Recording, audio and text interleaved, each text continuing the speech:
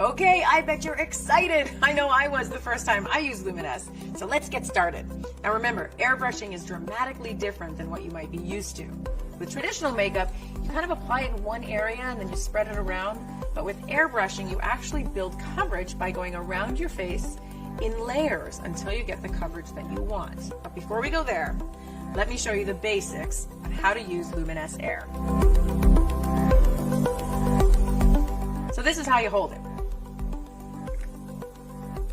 Just like this. You're going to want to rest the stylus between your thumb and your index finger, with your index finger placed right here on this button. This is called the trigger. It's comfortable, it's easy, and you should be able to move the trigger back and forth easily. It's also universal. So if you're left-handed, I can place it in my left hand as well, and it's just as comfortable and just as easy. Well, you want to hold it kind of like a traditional pen or a pencil. If you want to test it out and make sure that you're holding it properly, pretend that you're signing a check. $1 million. Just like that. This way you're in complete control because you're holding it properly.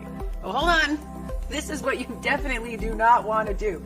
You don't want to hold it like this or like this.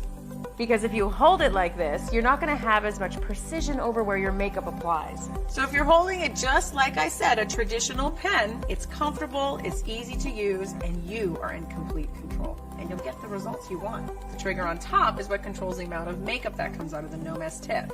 So now let's go ahead and power up your Luminous Air. Here we go. And you'll notice here that there's always air flowing out of the tip. Now the makeup will only mix with the air when you pull back on the trigger. But before we start with the makeup, let's start with the basics of the stylus technique.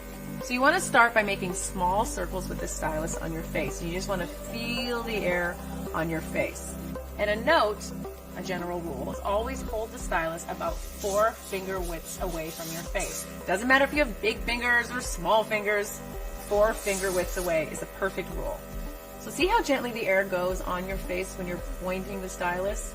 You don't need to close your eyes either. That's something that sometimes people might do naturally their first time, because you feel like you're going to get air or makeup in your eyes. But it only goes to the area that you're directing the spray. Like I said, you have full control. Here's the thing. You have to actually see yourself in the mirror and see where you're applying the makeup.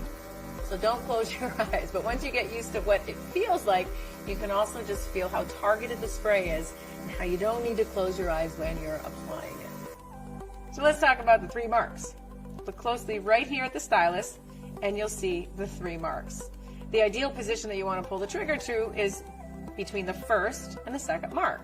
But you'll only ever want to pull all the way back when you're cleaning it. So if you pull too far, too much makeup will come out and it'll look heavy and cakey and you won't be happy with the results. So the key is to target the feel of what that center mark feels like when you're applying the makeup.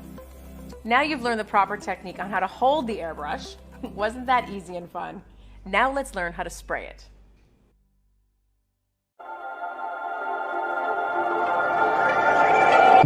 Million times I dreamed about you. Now I see you again in my dream.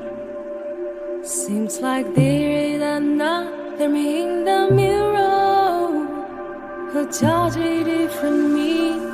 You shed me.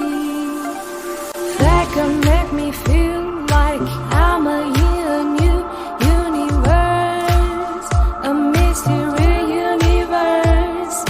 Looking at you with a shining eye, I can see nothing but you. Trying to get us go, I can see nothing but you. Still remember clearly.